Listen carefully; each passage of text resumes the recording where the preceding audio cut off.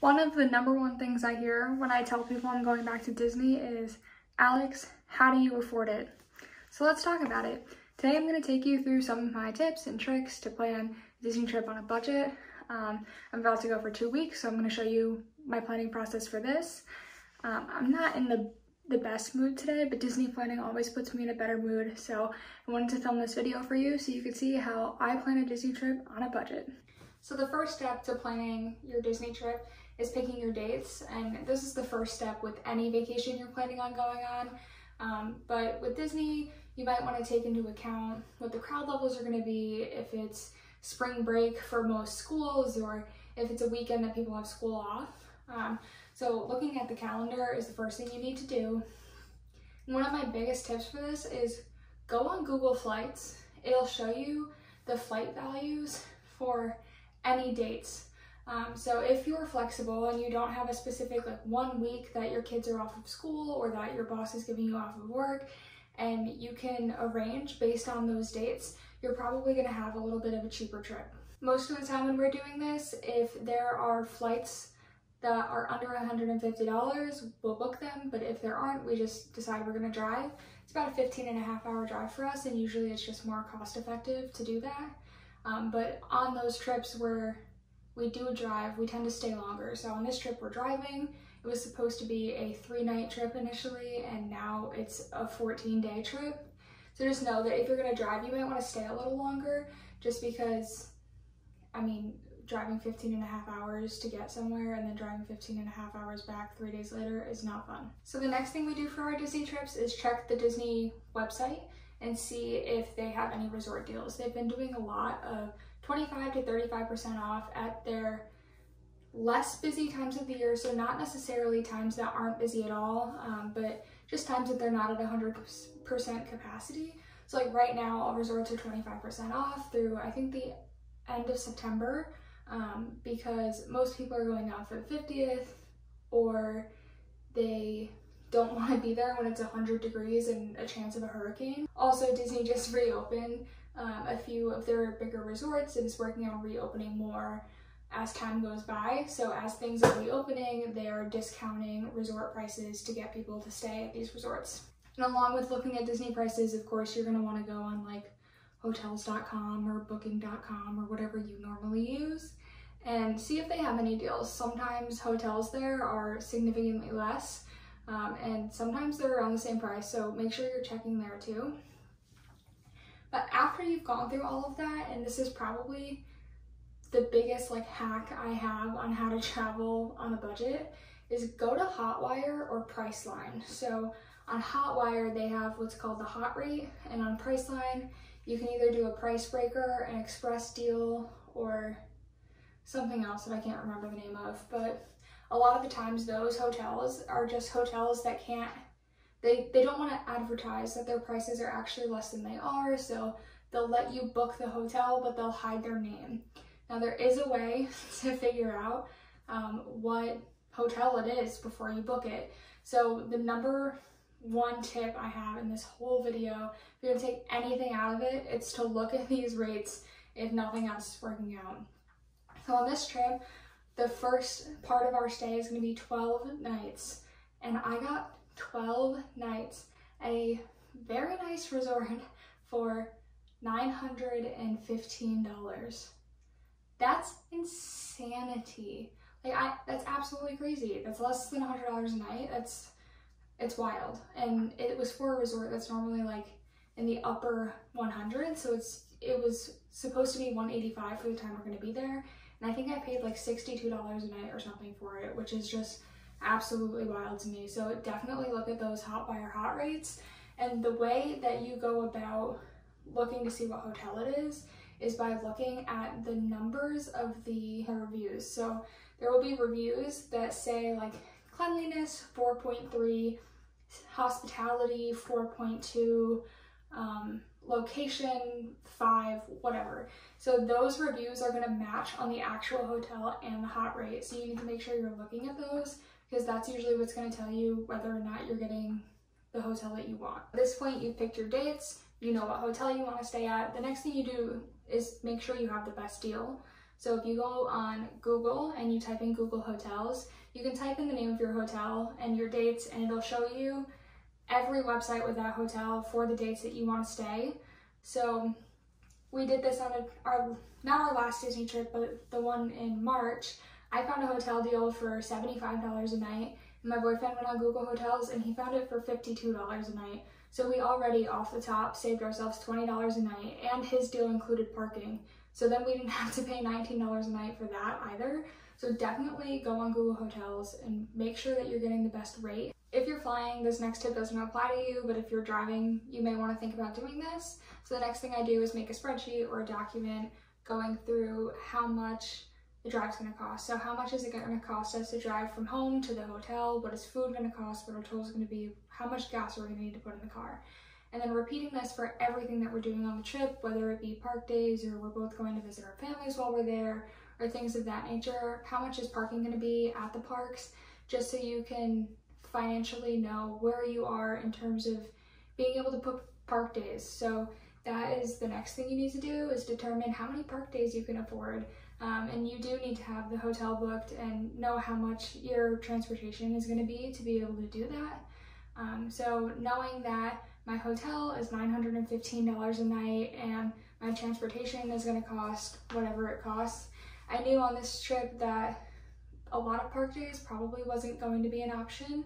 We knew we wanted to go to Universal so we could go on Velocicoaster, and decided that instead of paying $175 for a one-day ticket, it's almost cheaper to just get an annual pass and be able to go for more than one day.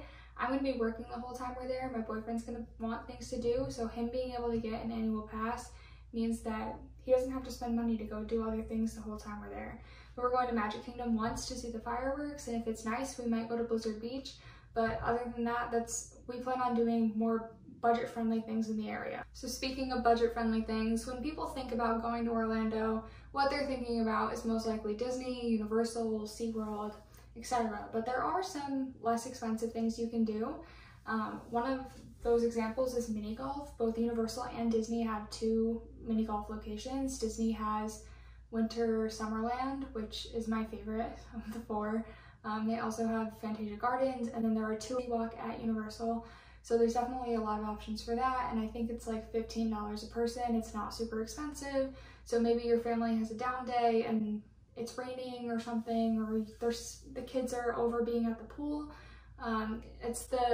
That would be a good time to go mini golfing because it's way less expensive. Other more budget-friendly options are places like Fun Spot or Old Town Orlando, where you're paying per attraction. You can go walk around for free, but if you decide you want to go on the Ferris wheel or the bumper cars or whatever, you just pay to do that one thing, and it ends up costing a lot less.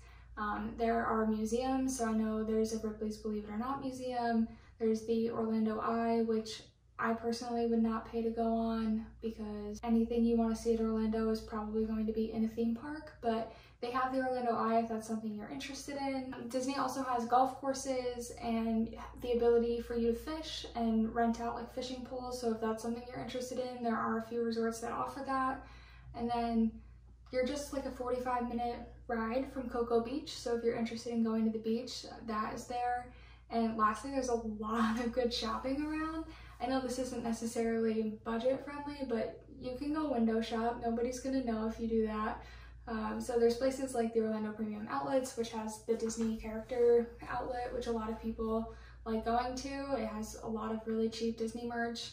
And then there's also the mall at Millennia, which is one of the nicest malls I've ever been in, and has more of the like luxury feel. So places like Gucci and Louis Vuitton and all of the luxury brand names. And if it's raining and none of these things sound good to you, there's also movie theaters at both Disney Springs and City Walk. They're both AMC theaters. You can rent one out for $100 for the night. If you're traveling with a party of like 10, that's pretty cheap per person.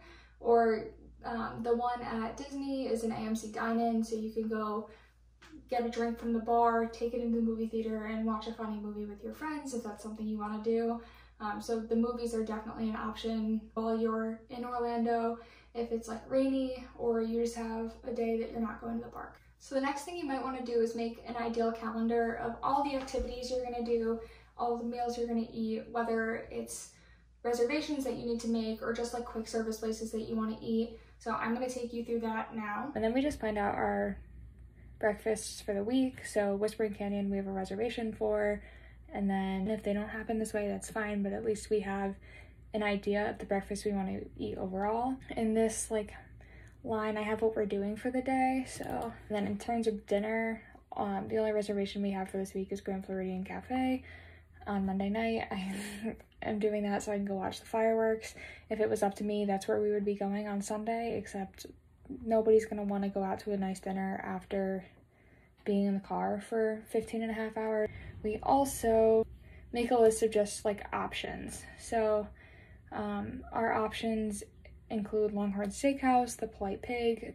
My boyfriend really wants to go to the McDonald's in Turkey Lake because they have pizza, which is super interesting, so we're gonna try that. Five Guys, Portillo's Hot Dogs, which is a new hot dog place that just opened in Orlando. Then I read really good reviews about Pizza Ponte, so that's our list. We usually go to Primo Piatto too if we really have nothing else to eat, just because they have really good quick service, and relaxing at the Riviera is always very nice. So I'll add that to our meals to consider, but this is what we do. We plan out everything as far as we can, and then we leave some things open just in case, like maybe on Tuesday night you're craving a hot dog, but maybe instead you want pizza. So it's nice to just not have a set schedule, but know the general places you'd like to go. In doing this, I do have a few Disney reservation hacks from being a cast member once upon a time, so I will take you through those now as well. So when making Disney reservations, one of the first things you're going to do is go into the My Disney Experience app and make the reservations you want. And if something's not available, my number one tip is it's easier to modify than it is to make it. So if you see a restaurant that has open availability at 9 p.m. but you want a 7 p.m. reservation, like here with my Grand Floridian Cafe reservation, make the 9 p.m. reservation and then try to modify it. And if you can sit on My Disney Experience all day, I guarantee you'll be able to find the reservation that you're looking for within that time. But if you only have like 5 minutes once every 3 hours, check it every time you're on your phone, and you'll probably be able to find that reservation in time. So just in doing this, I was able to get a Beaches and Cream reservation, not for the day that I wanted, but it's easier to modify than to make.